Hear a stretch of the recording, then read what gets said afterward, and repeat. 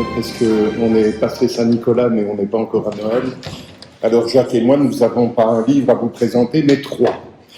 Trois livres qui tournent autour de Jean Tousseul, un écrivain qui est maintenant réédité, notamment chez Edern Éditions, la maison créée par Vincent Engel. Nous avons ici le premier volume de sa grande saga de Jean Clarenbeau, et ici les méditations sur la guerre et un inédit que Jacques Vandenbrouck, qui est historien, a retrouvé dans les collections donc, du service des archives de la ville d'Andenne.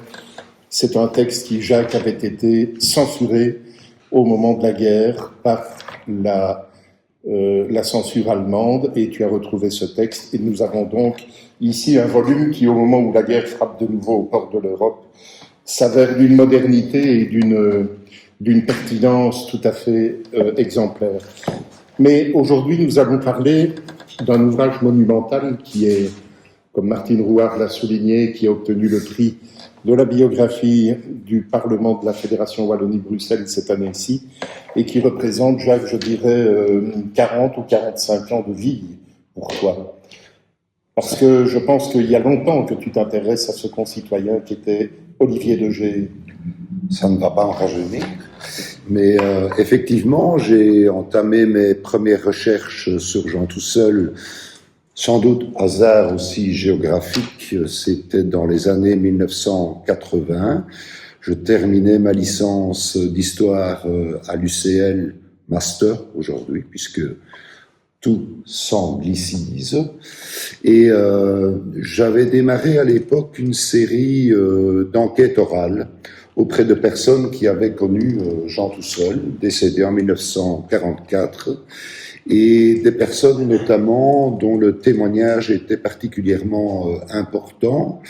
Jean Tousseul a quitté sa première épouse en 1920, un divorce en 1928. J'ai, par exemple, dans les années 80, vu sa première belle-sœur, qui en savait beaucoup sur les problèmes qu'il avait vécu à l'époque. Également un cousin, mais également des poétesses qui le connaissaient très bien, comme que j'ai rencontré, comme Berthe Bolzé ou Élie Champagne. Donc voilà, ça. On pourrait peut-être rappeler aussi que cet écrivain, et je dis à nos auditeurs ici ce soir que l'Académie a organisé un colloque au mois d'avril dernier, et les actes de ce colloque auquel Jacques Vandenbrouck a contribué viennent de sortir de presse, ils sont disponibles également, donc ça s'appelle Écrivain de Wallonie, et vous pouvez vous adresser à l'Académie royale de langue et de littérature française pour vous procurer cet ouvrage-là. Donc c'est un écrivain, Jean Tousseul, Olivier Degé, qui fait partie d'un ensemble de littérateurs belges, francophones, que l'on a qualifié à un moment donné, selon moi, de manière assez impropre, des écrivains régionalistes.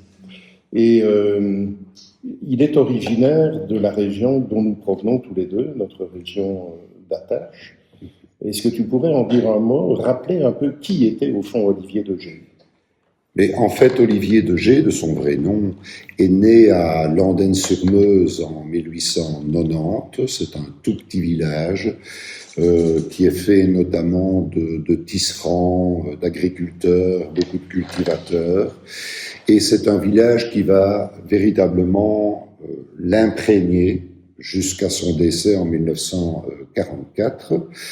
Et c'est un jeune garçon qui va connaître à 5 ans un déracinement, puisqu'il est obligé de quitter ce village qu'il adore, qu'il aime parcourir, où il aime découvrir la nature, les animaux. Eh bien, il est obligé de le quitter pour accompagner ses parents qui souhaitent déménager à Seille, en bord de Meuse. Comme disait Jean Tousseul, c'est un petit village qui se situe en face d'Andenne, de l'autre côté de la Meuse, parce que ses parents, en fait, souhaitent se rapprocher du lieu du travail du père d'Olivier Degé, qui est contremaître aux usines à zinc du Mont à Sclégnaux, donc juste près de Seille.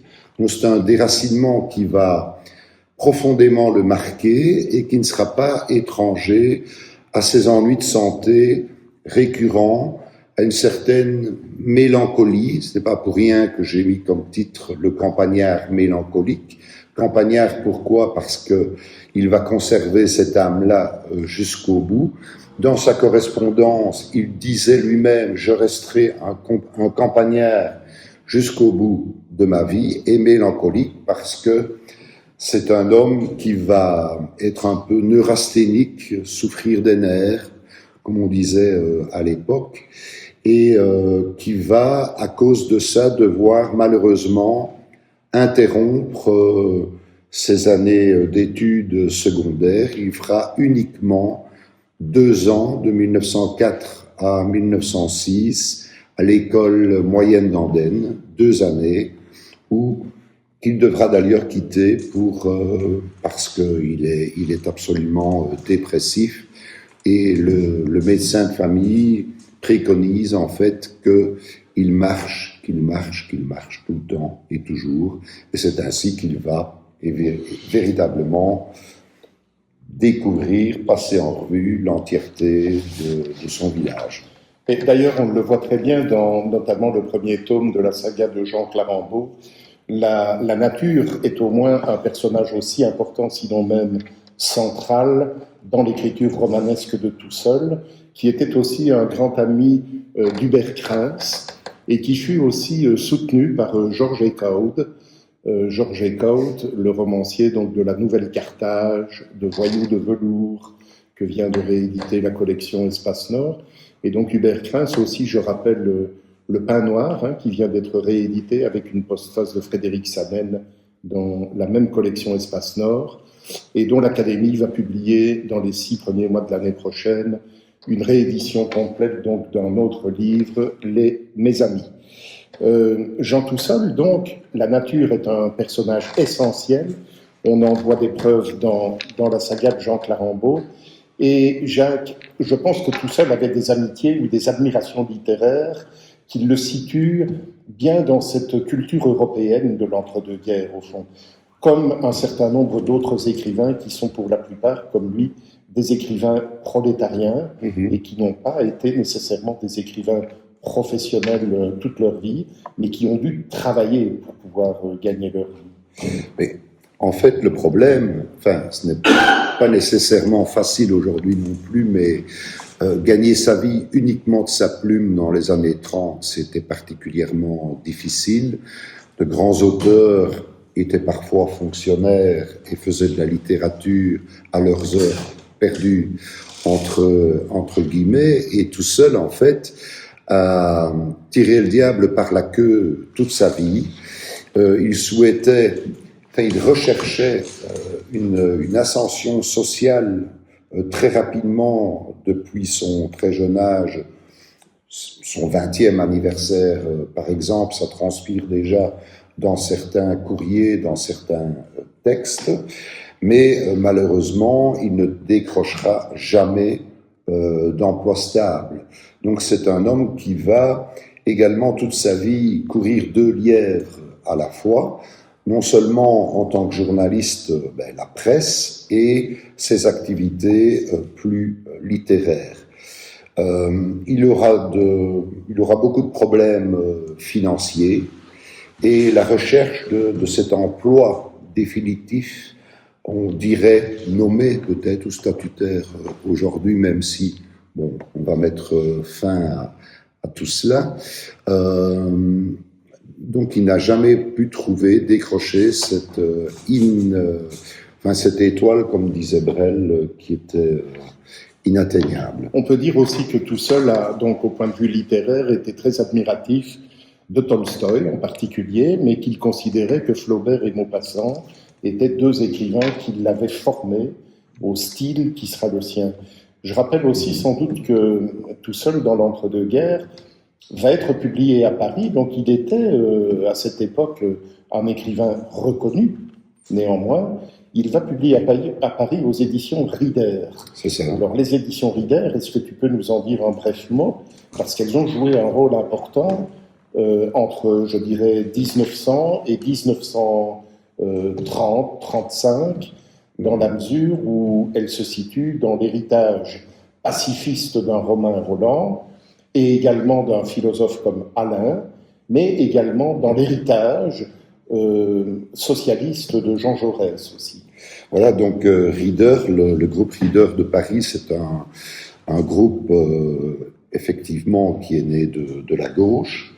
Tout seul à ce moment-là, donc est édité en 1927, c'est son livre véritablement emblématique qu'Edern vient de rééditer, c'est le Village gris. Alors être édité à Paris, hier comme aujourd'hui, c'est quand même quelque chose d'important. Et tout seul, en fait, était déjà au contact depuis quelques années avec des écrivains français, notamment communistes, qui lui avaient ouvert les portes de la presse communiste française.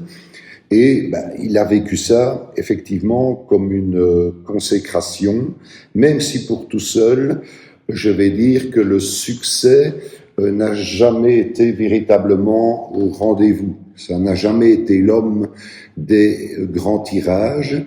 Et après l'édition de plusieurs livres chez Reader, les liens vont se distendre. Et finalement, il va un peu claquer la porte et revenir vers les éditions de Belgique. Je dirais claquer la porte parce que tout seul est un homme assez entier. C'est un brave homme dans le bon sens du terme, mais il a un petit peu la tête, comme on dit aussi chez nous, proche du bonnet.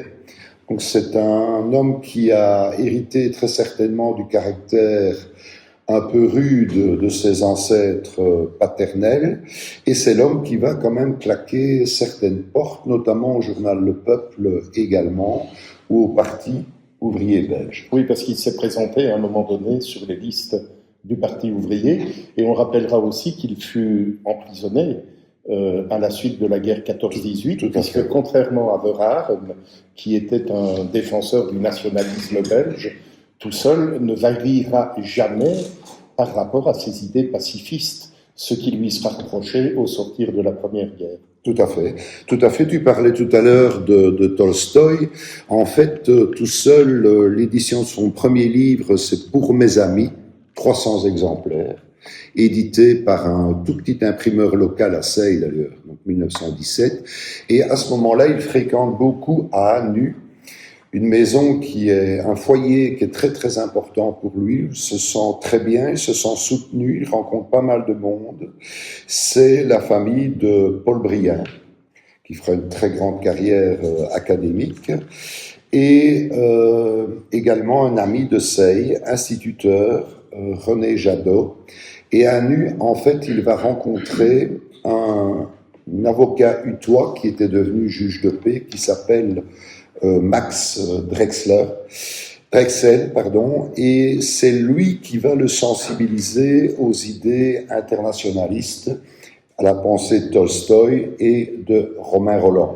Donc il va s'engouffrer dans cette manière de voir les choses, et en 1918, ayant quitté la carrière, c'est Carmeuse aujourd'hui, donc les carrières de la Meuse à Seille, où il avait été ouvrier carrier au départ et ensuite employé, il décide de quitter la carrière en 1916, qui est mise sous séquestre.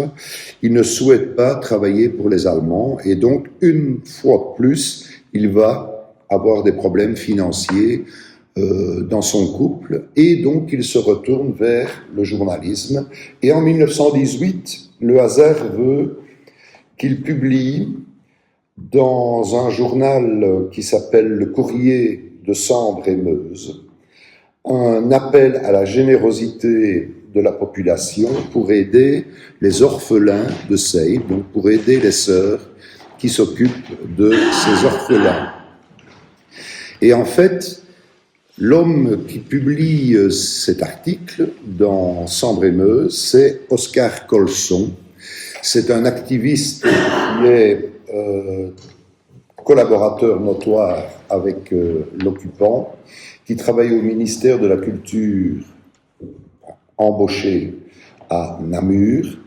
Et donc, c'est vraiment un collaborateur qui a pignon sur porte. Et donc, il va ouvrir les colonnes de l'Entre-Sambre-et-Meuse à tout seul, mais également du journal La Belgique. Et tout seul va également collaborer aux feuilles luxembourgeoises. Mais en tout, ça ne fait en 1918 que 35 articles, dont 2, 3, je vais dire, traduisent un ton assez acerbe, mais le restant des articles, notamment les notes d'un campagnard, ce sont plutôt des articles à connotation touristique, même folklorique. Mais à l'armistice, bien entendu, tout seul qui est pacifiste est accusé de défaitisme. Nous sommes au moment évidemment de la grande victoire de 1918. Et Jean Toussel, très manichéen, était dans les pacifistes contre les jusqu'au-boutistes, les exploitants contre les exploités. Et donc, dès lors, le parquet de Liège décide de le faire arrêter pour défaitisme.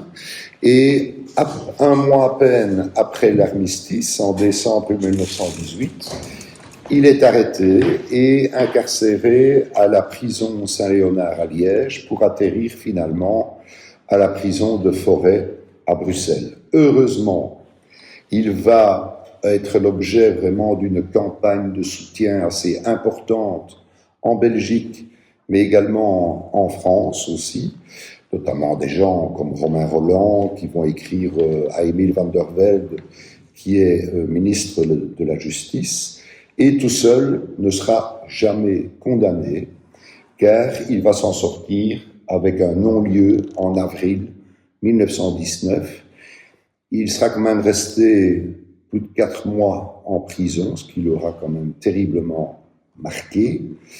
Alors, peut-être un peu comme Sarkozy aujourd'hui avec le journal d'un prisonnier après seulement 3 semaines, mais tout seul écrira lui aussi des souvenirs de cette incarcération en écrivant des poèmes cellulaires, mais également un peu plus tard dans les années 20, la cellule 158, qui est le numéro de la cellule qu'il occupait à Liège. Réédité aussi chez Espace Nord dans la même collection, et dont la valeur littéraire, je vous le dis, est nettement supérieure à celle de son confrère repris de justesse français.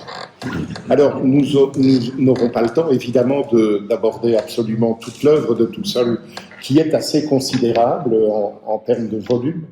Je rappelle que Edern compte poursuivre la réédition des œuvres de Jean Toussel l'année prochaine, en tout cas les 4 autres volumes de la saga de Jean Clarambeau, mais la biographie de Jacques van den Broek, vous le voyez à travers les anecdotes et les détails qu'il vous livre à propos de cet écrivain, est considérablement novatrice et complète. Elle reprend un certain nombre d'autres péripéties de la vie de Toussel, qui ne collaborera jamais avec la Propaganda-Abteilung allemande au moment de la guerre de 40, contrairement à d'autres écrivains belges, comme par exemple Robert Poulet, Marie Gewers, ou encore Michel de Gelderode, pour ne citer que ces 3-là. Et en quelque sorte, vous trouverez dans le livre de Jacques van den Broek une foule de détails, mais des détails illustrés avec des documents originaux, des témoignages, comme il l'a dit, de première main, de témoins oculaires, de témoins directs et historiques. Et donc c'est un livre qui a un volume assez considérable, vous le voyez, et qui est richement illustré et documenté. Alors comment résumerais-tu aujourd'hui, Jacques, l'impact que pourrait avoir la découverte de cet écrivain sur le lecteur de notre époque? A-t-il vieilli? Est-il encore d'actualité? Quels seraient les points forts et les points faibles d'une œuvre comme celle-là? Ce qui est incroyable, c'est que de son vivant, il y a quand même eu des biographes qui étaient contemporains de Toussel, des gens connus, comme le premier qui a été Désiré de Nuit, Et tout seul est un homme qui est mort très jeune, à 53 ans seulement, de tuberculose en 1944, complètement dépité par l'arrivée de la Deuxième Guerre mondiale, puisqu'il avait déjà connu énormément de déboires durant la Première Guerre mondiale. Et de son vivant, c'était sans doute sa plus belle récompense, c'est qu'il a déjà figuré dans des anthologies, dans des manuels de littérature scolaire. Mais nous le lisions dans les années 60. Alors, dans les années 50-60, il était encore présent dans les anthologies, et ensuite, eh bien, évidemment, la mode changeant, les goûts, les décisions, mais il a disparu un peu de la circulation, raison pour laquelle on avait déjà, dans les années 80, relancé la SBL, les Amis de Jean Tousseul, qui avait vécu plus ou moins 25 ans de son décès au début des années 1970, qui était présidé par Jean-Paul Bonamy, date, et qui éditait alors les cahiers Jean Tousseul, avec des souvenirs, des extraits de textes, des réactions. Et donc je pense que, pour répondre à ta question, je pense qu'aujourd'hui, je pense qu'il a toute sa place, tu l'as dit déjà tout à l'heure, notamment en citant le texte sur la méditation sur la guerre. Quand on a relu les textes, bon, on en discutait ensemble, c'est d'une actualité époustouflante. Lorsqu'on a devant les yeux à la télévision ce qui se passe aujourd'hui, notamment en Ukraine, mais ailleurs, Gaza s'est un petit peu calmé, mais bon, voilà, et ailleurs, par exemple, aussi en Afrique. Je pense qu'il est encore très moderne par certains aspects. Ce qui est amusant aussi de dire qu'on ne sait pas, généralement, c'est que c'est un écologiste avant l'heure. Tu parlais de nature tout à l'heure, et c'est vrai qu'il avait beaucoup d'admiration pour la nature et pour les animaux. Notamment les oiseaux, hein, je pense. Notamment pour les oiseaux, car c'est un homme qui a très vite été déçu de la nature humaine. Déjà en 1920, donc il a à peine 30 ans à ce moment-là, avant d'entamer une carrière journalistique et syndicale très active, très féconde dans les années 20, qui vont provoquer finalement une dépression nerveuse caraminée en 1926, qui fera en sorte qu'il va définitivement abandonner ce qu'il appelait lui-même un peu péjorativement mes années de vagabondage, 1920-1927, pour quitter Bruxelles, il n'aimait pas la ville, pour Makelen-les-Vilvoorde, qu'il appellera son ermitage, d'où il était d'ailleurs extrêmement difficile de le faire sortir. Il en est sorti très rarement, notamment en 1934, pour assister aux funérailles à Lewalev de son parrain, de son mentor, de son confident, de son ami Hubert Krins. Bien, je vous remercie. Je crois qu'on est arrivé au terme de cet entretien avec un petit peu de battement. Hein. Je vous remercie de votre patience. On ne va pas poursuivre pour laisser la place au suivant. Mais je vous rappelle donc que les livres de Jean Tousseul réédités sont à votre disposition ici ce soir et que Jacques Vandenbrouck, vous avez vu le volume, a amené un exemplaire de son livre, sinon il aurait dû amener, j'imagine, un trolley ou un système de transport plus conséquent.